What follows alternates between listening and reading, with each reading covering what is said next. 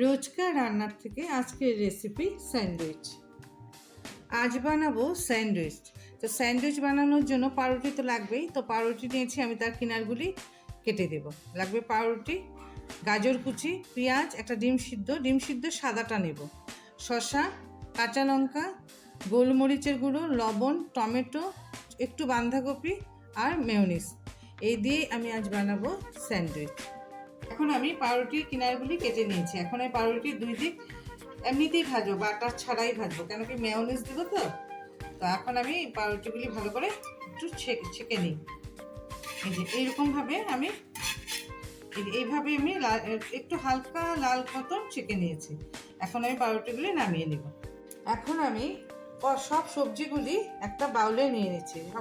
সবগুলি বাঁধাকপি, গাজর, পেঁয়াজ, একটু ডিমের সাদাটা, তারপরে একটু লবণ আন্দাজ মতন, আর গোলমরিচের গুঁড়ো, আর একটু কাঁচা লঙ্কা, শসা আর টমেটো সব দিয়ে আমি এতে মেয়োনিজ দিয়ে দেবো একটু বেশি করে।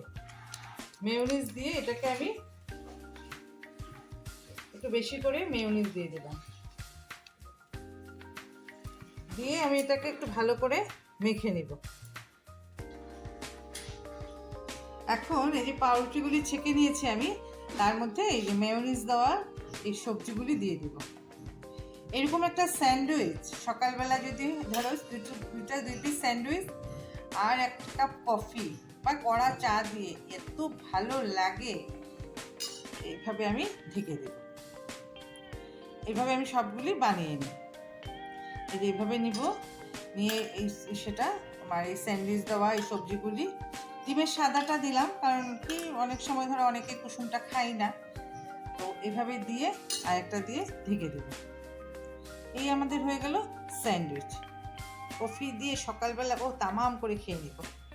এখন আমি একটা স্যান্ডউইচকে আমি স্যান্ডউইচগুলো এইভাবে কেটে দেবো, কারণ কি খেতে সুবিধা হওয়ার জন্য, বা আস্তেও রাখা যায়, যার যেমন ভালো লাগে। তো আমি এইভাবে স্যান্ডউইচগুলি এইভাবে কেটে কেটে পিস পিস করে সার্ভ করব।